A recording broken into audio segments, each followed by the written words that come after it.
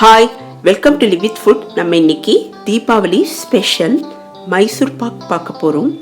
இந்த ஸ்வீட்டு எல்லார் வீட்லேயும் விரும்பி செய்யப்படுற ஒரு ஸ்வீட்டு.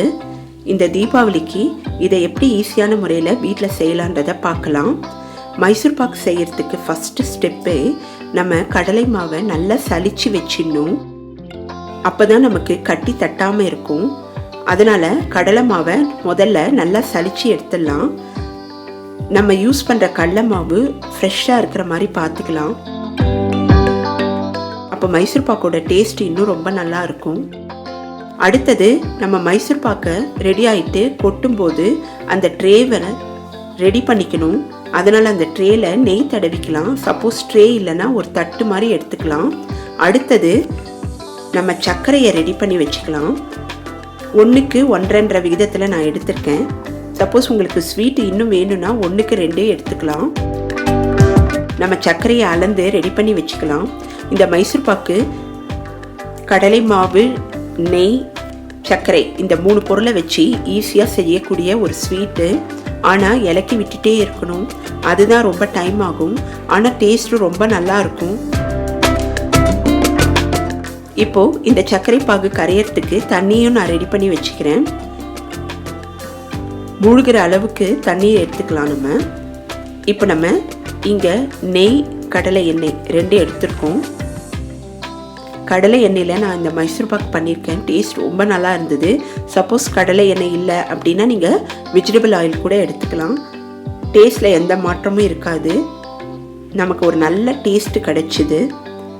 இப்போ அடுப்பில் இந்த கடலை எண்ணெய் மற்றும் நெய் இருக்கிற பாத்திரத்தை வச்சிடலாம். சிம்மில் வச்சு ரெண்டுத்தையும் நல்லா மிக்ஸ் பண்ணி விட்டுடலாம்.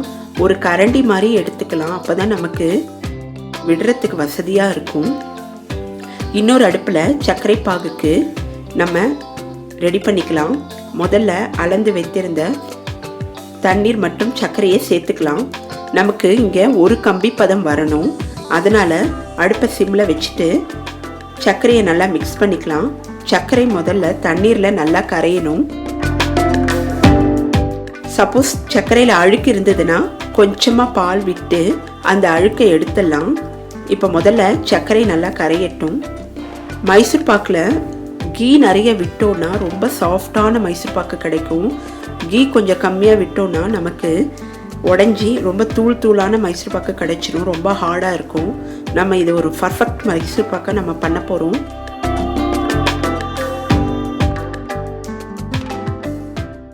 இந்த மைசூர் பாக்கை ஒரு 20 நாள் வரைக்கும் வெளியே வச்சிடலாம். அந்த அளவுக்கு டேஸ்ட் ரொம்ப நல்லா இருக்கும். ஒரு ஏர்டைட் கண்டெய்னரில் போட்டு வச்சோன்னா இதனோட டேஸ்ட்டும் மாறாது, லைஃப்பும் நல்லா இருக்கும். இப்போ நமக்கு ஒரு கம்பி பதம் வந்துருச்சு. இந்த டைமில் நம்ம கொஞ்சம் கொஞ்சமாக சலிச்சு வச்சிருந்த கடலை மாவை சேர்த்துக்கலாம்.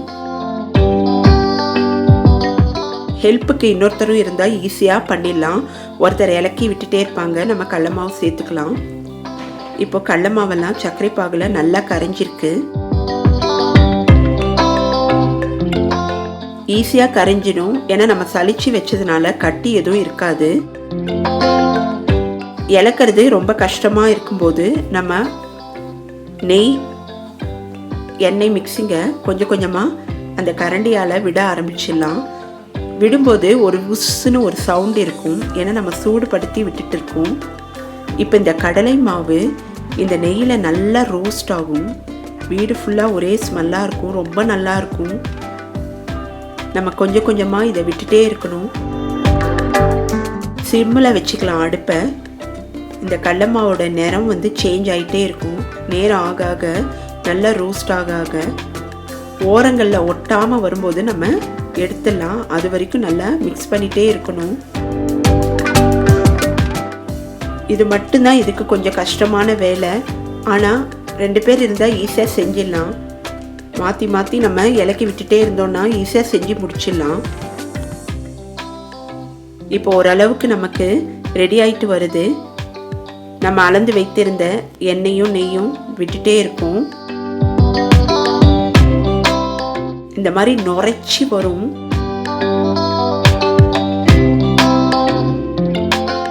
மைசூர் பாக்கு இப்போ தயாராகிட்டு இருக்கு.